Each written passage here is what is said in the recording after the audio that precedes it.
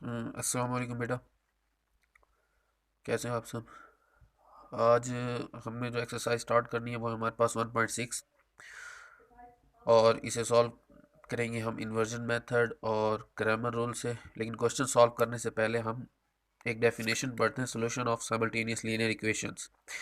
यानी इक्वेशंस जो इस फॉर्म में दी, दो linear equations A X plus B Y is equal to M, C X plus D Y is equal to N. इस तरह से अगर दो इक्वेशंस दी होंगी और दो वेरिएबल्स हमें दिए हुए हैं तो ये हमारे पास साइमल्टेनियस इक्वेशंस कहलाएंगी, जिनमें A B C D M और एन ये हमारे पास कोई भी रियल नंबर्स होंगे। प्लस माइनस में 2 3 4 कुछ भी हो सकता है। इस तरह की इक्वेशंस को साइमल्टेनियस इक्वेशंस कहा जाता है। आपने 8th क्लास में भी इस तरह की इक्वेशन सॉल्व की है। लेकिन इधर जो हम इक्वेशंस को सॉल्व करेंगे वो दो मेथड हैं, एक मैट्रिक्स इन्वर्जन मेथड और एक क्रैमर रूल।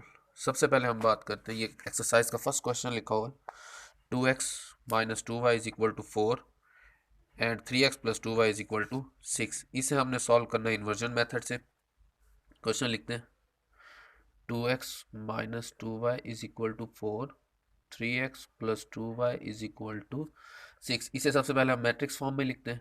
2 - 2 यानी x और y के हमने कोफिशिएंट्स लिखने हैं। x का कोफिशिएंट 2, y का कोफिशिएंट -2, x का coefficient 3 and y coefficient 2। X Y variables थे, वो एक्स वाई, और इधर 4 और 6 ये हमारे पास मैट्रिक्स फॉर्म में आ गए। ठीक है। कभी क्वेश्चन ऐसे y के साथ वैल्यू नहीं है या सिर्फ हमारे पास सिंपल x आ जाएगा तो उसका कोफिशिएंट हम 1 लिखेंगे। यानी इधर तो 2 था, कहीं ऐसा होगा कि कुछ नहीं होगा, कोई वैल्यू नहीं होगी, तो उसका कोफिशिएंट हम 1 लिखेंगे। अब इन मैट्रिसेस को लेट करते हैं। इस मैट्रिक्स को लेट कर लेते हैं हम a की इक्वल। ये हमारे पास x आ गया और ये हमारे पास b आ गया। तो ये हमारे पास बन जाएगी A X is equal to B. हमें चाहिए x की वैल्यू, तो x की वैल्यू फाइंड करने के लिए a को उस तरफ ले जाते हैं। a को उस तरफ कैसे लेके जाएंगे? दोनों तरफ a इनवर्स से मल्टीप्लाई कर देते हैं लेफ्ट साइड पर। ए इनवर्स और a ये आइडेंटिटी हो जाएगा खत्म, हमारे पास सिर्फ x बच जाएगा और इधर आ जाएगा हमारे पास a इनवर्स b। ये हो गई इक्वेशन नंबर 1। अब b मैट्रिक्स तो हमारे पास है, ए इनवर्स फाइंड करना है। ए इनवर्स फाइंड कैसे करते हैं? ए इनवर्स फाइंड करने का हमारे पास फार्मूला है adjoint of A over A determinant. अब इनवर्स फाइंड करने के लिए सबसे पहले हम डिटर्मिनेंट निकालेंगे। डिटर्मिनेंट किस लिए निकालते हैं पहले? ताकि हमें पता लगे कि मैट्रिक्स जो है हमारे पास ये सिंगुलर है या नॉन सिंगुलर। सिंगुलर मैट्रिक्स वो होगा अगर डिटर्मिनेंट आ जाता है ज़ीरो, तो वो हमारे पास सिंगुलर मैट्रिक्स होगा। अगर डिटर्मिनेंट नॉन ज़ीरो आता है, प्लस माइनस कुछ भी आ जाता है ज़ीरो के अलावा, तो वो हमारे पास नॉन सिंगुलर मैट्रिक्स होगा। चलें सबसे पहले मैट्रिक्स का डिटर्मिनेंट निकालते हैं। मैट्रिक्स लिखते हैं 2 - 2 3 2। इसका डिटर्मिनेंट कैसे निकलेगा? इसे मल्टीप्लाई करेंगे इधर डायगोनल एंट्रीज को, 2 × 2 -3 × -2। तो ये हो जाएगा 2 2 * 4, ये माइनस, उसके बाद 3 2 -6, ये आ गया हमारे पास 3 2 -6। तो ये हो जाएगा 4 + 6 is equal to 10 which is not equal to 0। A determinant आ गया, इसका मतलब है ये हमारे पास सिंगुलर है, नॉन सिंगुलर है, सॉरी, ये हमारे पास नॉन सिंगुलर है। इसे हम आगे सॉल्व कर सकते हैं। अगर क्वेश्चन को सॉल्व करते हुए इधर हमारे पास ज़ीरो आ जाता है यानी सिंगुलर मैट्रिक्स आ जाता है, तो उसे हम आगे सॉल्व नहीं करेंगे। हम लिख देंगे, सिर्फ लिख देंगे कि it is a singular Matrix so solution does not exist. Singular matrix होगा तो सोल्यूशन एग्जिस्ट नहीं करेगा। अब ये नॉन सिंगुलर है तो इसका मतलब है आगे सॉल्व हो सकता है। अब उसके लिए हमें चाहिए इन्वर्स निकालने के लिए दूसरी वैल्यू चाहिए एडजॉइंट की। तो ए का एडजॉइंट कैसे लेते हैं? ये हमारे पास ए मैट्रिक्स है, 2 - 2 3 2। इसकी डायगोनल एंट्रीज को चेंज करेंगे, वो 2 2 हैं तो वैसे ही रहेंगी। डायगोनल एंट्रीज को चेंज कर देंगे और नॉन डायगोनल एंट्रीज की साइन चेंज करेंगे। जैसे इधर -2 है, हम इसे लिखेंगे +2, और इधर -3 है, +3 है, हम इसे लिखेंगे -3। ये आ गया हमारे पास एडजॉइंट। अब ए इनवर्स कैसे होगा? ऊपर एडजॉइंट 2 माइनस 3 2 ओवर डिटर्मिनेंट जो हमने निकाला है 10। अब फर्स्ट इक्वेशन अभी हमने बनाई थी x is equal to A inverse B, values put कर देते हैं। ए इनवर्स की वैल्यू अभी निकालिए 2 माइनस 3 2 ओवर 10, और x की वैल्यू जो b की वैल्यू जो थी हमारे पास क्वेश्चन में हमने लेट की थी वो थी 4 6, वो लिखते हैं इधर 4 6, ये आ गया। अब मैट्रिसेस को मल्टीप्लाई करते हैं। मैट्रिसेस को मल्टीप्लिकेशन कैसे होती है? Matrices two matrices are conformable for multiplication if rows of first matrix is column of first matrix is equal to the rows of second matrix, यानी पहले में कॉलम की तादाद और दूसरे में रोज की तादाद बराबर होनी चाहिए। इसमें 2 कॉलम है और इसमें 2 रोज हैं, यानी इक्वल है। इसका मतलब है इन दोनों मैट्रिसेस को हम मल्टीप्लाई कर सकते हैं। तो कैसे मल्टीप्लाई करेंगे? इस रो को इस कॉलम से मल्टीप्लाई करेंगे। 2 को मल्टीप्लाई करेंगे 4 से, 2 इंटू 4, दरमियान में प्लस, फिर 2 को मल्टीप्लाई करेंगे 6 से, 2 इंटू 6। अब इसी तरह नीचे -3 को मल्टीपल करेंगे 4 से और 2 को मल्टीपल करेंगे 6 से, और जो नीचे 10 हमने डिटर्मिनेंट निकाला था वो वैसे ही रहेगा। 4 2 ज़ार 8 प्लस 6 2 ज़ार 12 -12 प्लस 12 और नीचे आ गया हमारे पास 10। तो x इज इक्वल टू आ गया 20, 12 से 12 कैंसिल 0 ओवर 10। अब ये मैट्रिक्स 10 से डिवाइड हो रहा है, तो इसका मतलब है ये 10 20 को डिवाइड करेगा और 0 को भी डिवाइड करेगा। तो इसे लिख लेते हैं x is equal to 20 over 10 0 over 10। तो x मैट्रिक्स जो हमने लेट किया था अभी, x मैट्रिक्स हमने लेट किया था एक्स वाई, वो लिख लेते हैं। ये X Y is equal to 10 2 ज़ार 20 और इधर 0। ये दोनों मैट्रिसेस इक्वल हैं, तो दोनों मैट्रिक्स दरमियान में इक्वल का साइन है, इसका मतलब है ये दोनों मैट्रिसेस इक्वल हैं। और मैट्रिसेस इक्वल कब होते हैं? जब उनका ऑर्डर सेम हो और उनकी कॉरस्पॉन्डिंग एंट्रीज सेम हो। इन दोनों का ऑर्डर सेम है। ऑर्डर होता है रो बाय कॉलम, इसमें 2 रोज हैं 1 कॉलम है, इसमें 2 रोज हैं 1 कॉलम है, इसका मतलब है इन दोनों का ऑर्डर सेम है। ऑर्डर सेम हो गया।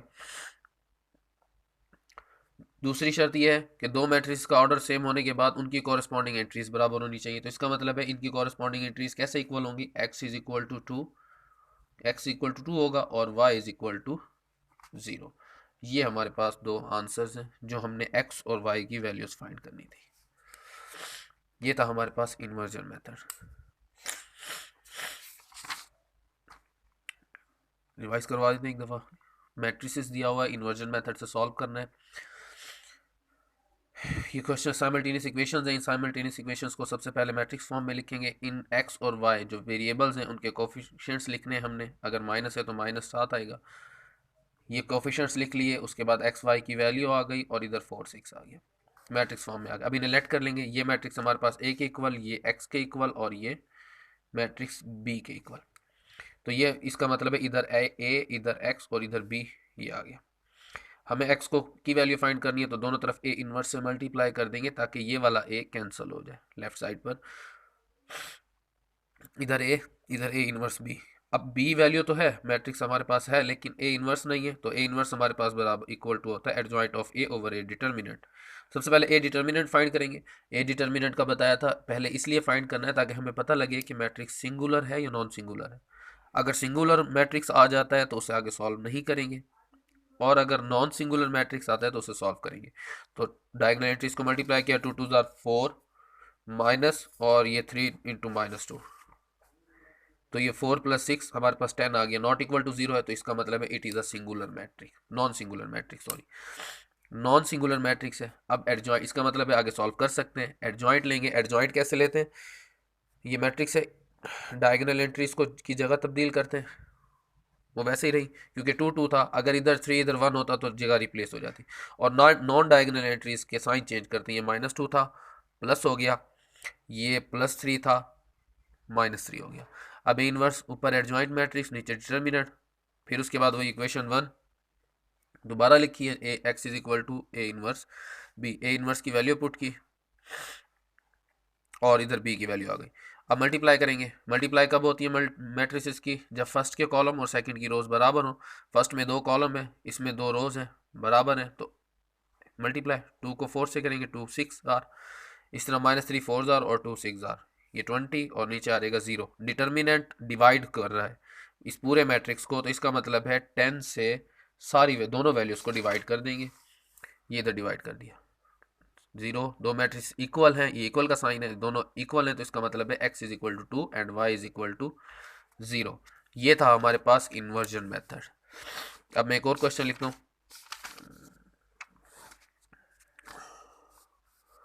ये सेकंड क्वेश्चन है।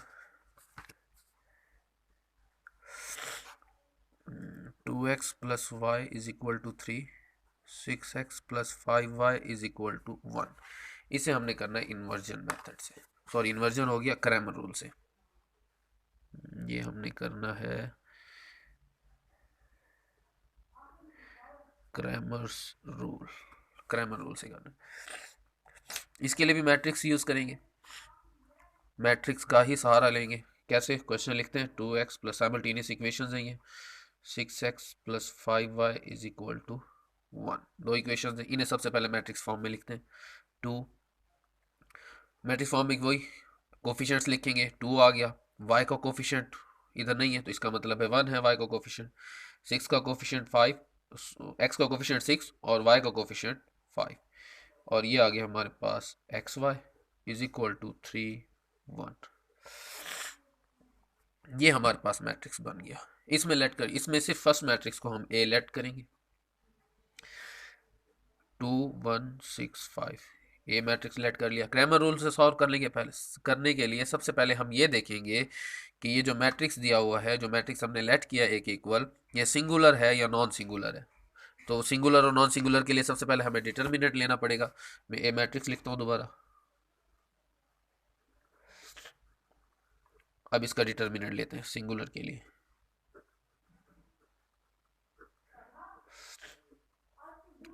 2 इंटू 5 माइनस 6 इंटू 1, तो ये हो जाएगा 2 5 10 minus 6 is equal to 4 is not equal to 0, तो इट इज अ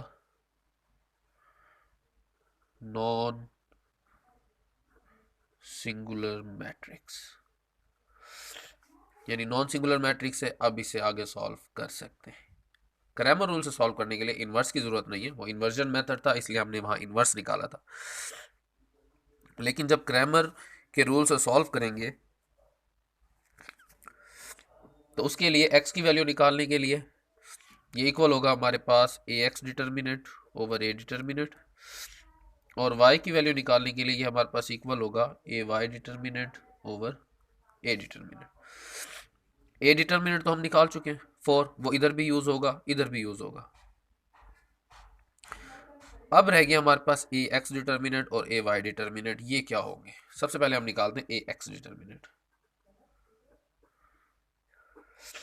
अब ए एक्स मैट्रिक्स क्या होगा? हमारे पास तो फिलहाल ए मैट्रिक्स दिया हुआ है 2 6 1 5, लेकिन हमें इधर चाहिए ए एक्स। तो ए एक्स मैट्रिक्स होगा, इसी मैट्रिक्स को लिखना है। फर्स्ट कॉलम ये जो 2 6 है, फर्स्ट कॉलम की जगह ये कॉलम लिखेंगे 3 1, और इसका सेकंड कॉलम वैसे ही आएगा 1 5 1 5। फिर रिपीट कर देता हूँ, मैट्रिक्स यही लिखना है, यही मैट्रिक्स लिखेंगे। इसमें फर्स्ट कॉलम की जगह ये लिखेंगे, फर्स्ट कॉलम की जगह 3 1, और सेकंड कॉलम यानी 1 5 उसे वैसे ही लिखेंगे। ये हमारे पास मैट्रिक्स, इसका ए एक्स मैट्रिक्स आ जाएगा।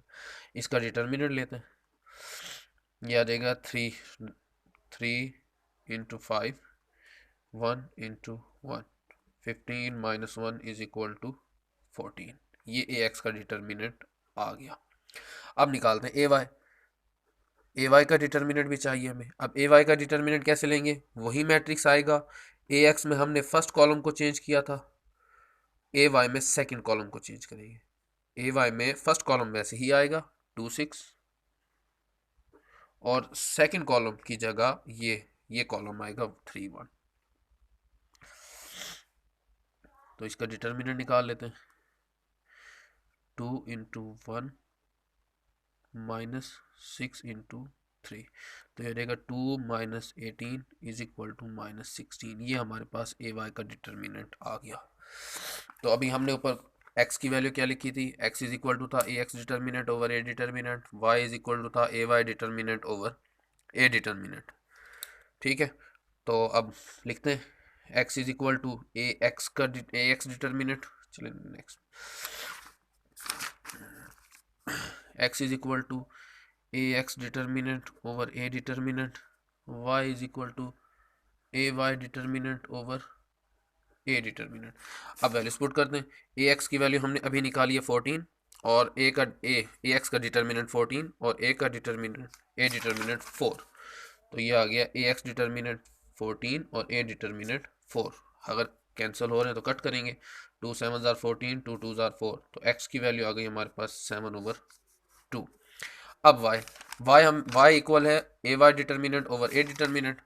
ए वाई डिटर्मिनेंट अभी हमने निकाला है -16 और ए डिटर्मिनेंट वही जो ऑलरेडी निकाल चुके हैं 4। चले y इज इक्वल टू -16/4। तो y की वैल्यू 4 4 दार 16, ये -4। ये हमारे पास दो x और y की वैल्यूज आ गई हैं, कि y की वैल्यूज आ गई हैं। ये हमारे पास है inversion method, sorry Cramer rule. फिर रिपीट कर देते हैं, ये क्वेश्चन है क्रैमर रूल से सॉल्व करना।